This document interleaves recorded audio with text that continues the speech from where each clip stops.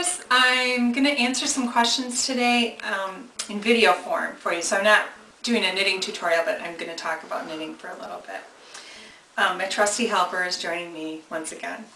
But the first thing I wanted to share today was I went to Barnes & Noble. Somebody either emailed me or sent me a comment, but they told me that there was this great new book out by the Simply Knitting magazine publishers.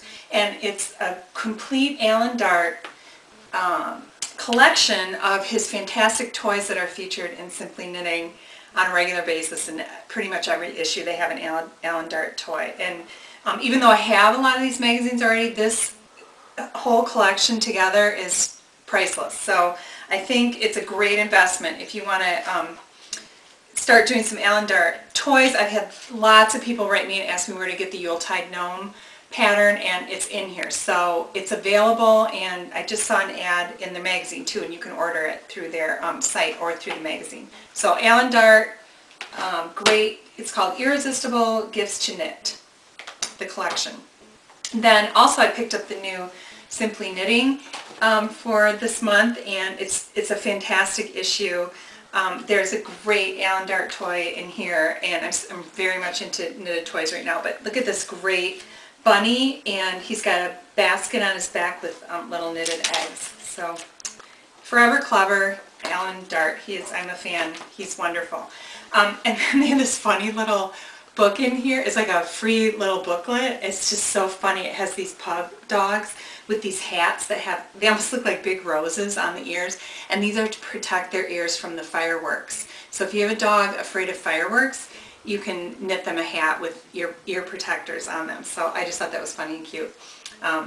So that's that. So I got that at Barnes & Noble on the bookshelf, so maybe you can too. On to some other questions. I can't believe how many questions I got about this little silly hat that I made, where I made the little cup on the top of the hat. I plopped in a felted ball, and then I sewed on these little balls going around the outside. I got questions about the cup, and I think I may end up just writing this little cup pad up on my blog when I get a chance, but at the rate I'm going, I don't know when I'll get it done. But anyway, I had someone write me, a couple people write me actually, about the size of these little felted balls. These smaller ones are the 1 centimeter balls, and then the big, larger one that I plopped in the middle is a 2 centimeter ball. So those are the sizes on them. And then I had someone ask me about the colorways that I got, and as you can see, I have this whole bag of these felted balls from ornamentee.com, which I've linked on my blog many times. But this one is the retro colorway. I think I've gotten like a holiday colorway is this one. Has all these like pinks and reds and greens in it, and that's a great one too. And I remember there's another, oh whoops, I dropped one. Oh, Spectrum. That was my other colorway that I got. So those are from ornamentee.com, and I can put that link up again on my blog. So there's another question answered. So I just used a simple hat pattern, like from the Itty Bitty Hats book. I ribbed for about an inch or so, maybe an inch. And then, like I said, I'll try to get that little cup written up on there. And I had some ladies write me from, oh gosh, I can't remember, some organization where they were donating hats to some charity. And of course, you can definitely use this idea for charity knitting. I love the charity knitting. My only suggestion would be is that you're going to have to sew these balls on very, very tightly so that they don't come off and they're not any type of a choking hazard, or else knit for an older child. And I would sew them each on separately just to secure and make sure that they're okay for a baby. I had a question about double pointed needles, and oh, I forgot, I was going to bring my Lantern Moon ebony needles out. I love the the Lantern Moon ebony needles, double pointeds, for knitting my hats especially. I always use those for the hat knitting. Those are really quite expensive needles, but they are well worth it. My other favorite brand is just the Clover, which you can buy absolutely anywhere. They're great, sturdy, smooth, slick needles. I use them for my sock knitting all the time. I have them right here. I have my 6-inch double point is for my socks right there, and I use them constantly, the Clover needles. I have multiple pairs of those. So oh, I know, the person asked me what would I suggest for like a startup collection of double pointed needles, and I would get, you know, like for me, I would get probably every size, maybe 1 through, I want to say 9 to start up. And you know, the Knit Picks has those great new colorful wooden needles, and those are really nicely priced, and they're beautiful, and I've heard really great things about them, but I haven't bought any yet, so I can't say from personal experience. All right, I had a funny question this woman asked me.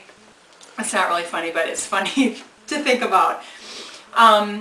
She asked me a question about yardage on a specific yarn that she owns, and then she wants to make something.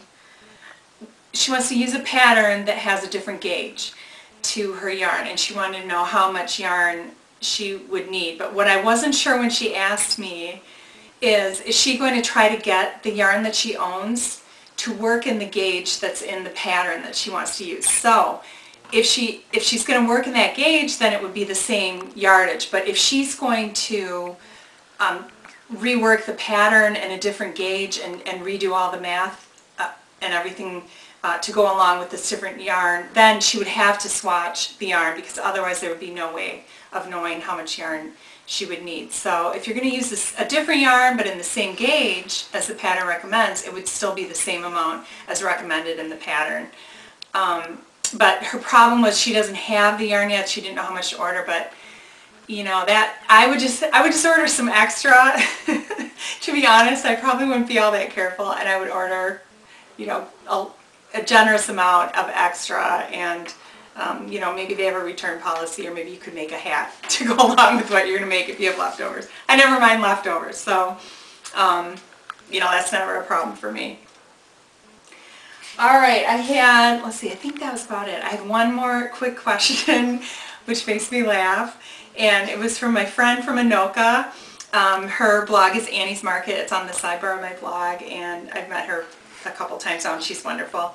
But she asked me a question about, let's see, how did she word it? I didn't write it down exactly, but it was about, she asked me 2 questions. The first one is how much I spend on yarn and books per month. And Leslie, if I knew, if I were that organized, I would be leading a different life. I'm not that organized. I don't keep, you know, I don't have like a certain amount or anything, but I don't even know how to answer that. I don't actually buy massive amounts of yarn. I really don't. I don't have, you know, when I see some other people's stashes on various blogs, I don't have just a huge stash of yarn. I mean, I have, of course, some, but I usually knit through my yarn pretty quickly, so but I don't know how to answer that, and it would really vary month to month. There are many, many months where I don't spend any money on yarn and I don't buy new yarn.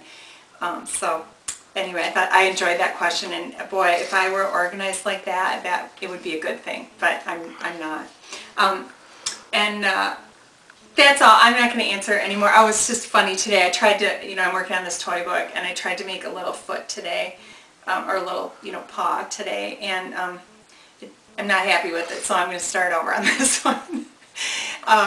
It's not good. So there you go. I make mistakes too. That's it. So I hope I answered some questions, and I'll be back with more later. Thanks for watching. Bye.